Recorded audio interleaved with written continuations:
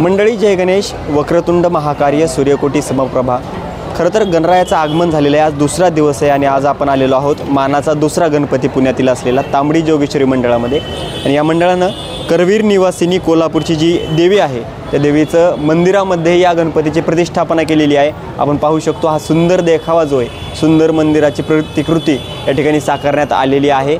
आणि हा मानाचा दुसरा गणपती असलेला तांबडी जोगेश्वरी मंडळाचा गणपती त्यामध्ये विराजमान झालेला आहे। आणि मागच्या बाजूला जर पाहिलं तर बऱ्यापैकी विद्यार्थी जे आहेत, पुणे हे विद्येचं माहेरघर मानलं जातं आणि मोठ्या प्रमाणामध्ये विद्यार्थी जे आहेत हे दर्शनासाठी या ठिकाणी आलेले पाहायला मिळत आहेत। लेकरवाळी मंडळीसुद्धा या ठिकाणी येते, आपल्या मुलांसोबत दर्शन घेऊन जाताना पाहायला मिळत आहेत। आणि श्रद्धेनं तांबडी जोगेश्वरी हे ग्रामदैवत मानलं जातं। पेशवेकालीन जी देवी आहे तांबडी जोगेश्वरी, आणि या देवीच्या मानाच्या असलेल्या दुसऱ्या गणपतीच्या दर्शनासाठी मोठ्या प्रमाणात भाविक येत असतात। या मंदिराची विशेषता आणि एकूणच यावर्षीची तयारी याबद्दल आपण विश्वस्त असलेल्या अनिरुद्ध सरांकडून सगळी माहिती जाणून घेणार आहोत। आपल्याबरोबर अनिरुद्ध सर आहेत आणि प्रशांत सर आहेत, जे की या मंडळामध्ये कार्यकर्ते म्हणून आणि हे सगळं सांभाळण्याचं काम करतात। काय सांगाल, कशा प्रकारची तयारी आहे यावर्षी आणि काय वेगळेपण आहे? 14 विद्या 64 कलांचा अधिपती असलेल्या श्री गणरायाचे काल आगमन झालेले आहे।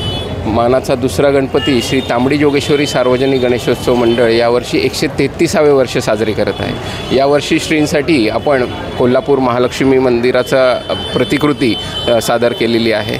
त्या अंतर्गत उत्सवाचे 10 दिवस कुंकुमार्चन, देवीचे गोंधळ,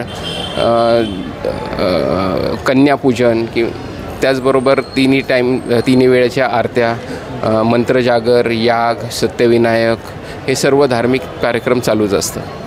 धार्मिक कार्यक्रम सुरूच असतात। काय आव्हान असणार यावर्षी गणपतीसाठी? सर्वांना, पुणेकरांना, भक्तांना आमची हीच विनंती आहे, आपल्या या श्री गणरायाचे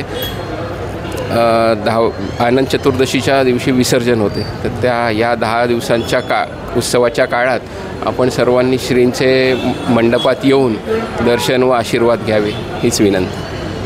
नक्कीच दर्शन आशीर्वाद घ्यावे, शिस्त पाळावे अशा प्रकारचा पुणेकर संदेश देत असतात नेहमीच।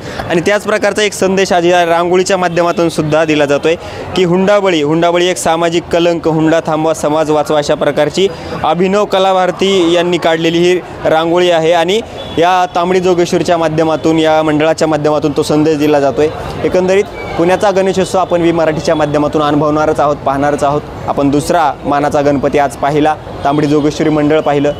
आणखी मंडळांची माहिती आणखी मंडळांपर्यंत तुम्हाला पोहोचवणार आहे, त्यामुळं जुळून राहा मराठीसोबत। धन्यवाद।